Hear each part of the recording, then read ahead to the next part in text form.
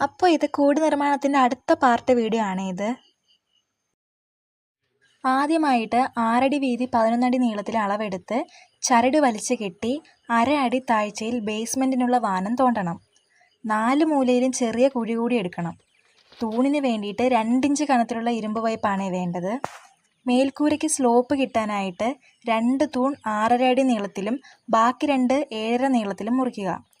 ശേഷം തറയുടെ ഉറപ്പനുസരിച്ച് ചെറിയ കുഴിയെടുത്ത് തൂൺ വെച്ച് കോൺക്രീറ്റ് ചെയ്യണം.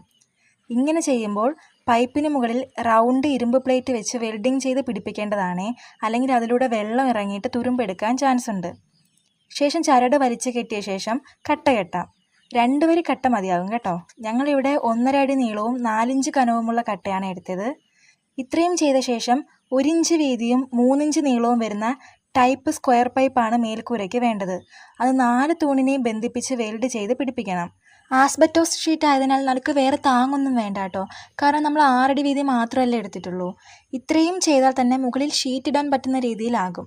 ഷീറ്റ് ഇട്ട ശേഷം അത് പറന്നു പോകാതിരിക്കാനായിട്ട് ക്ലാമ്പ് ഇട്ടൊന്ന് ഉറപ്പിക്കണം കേട്ടോ.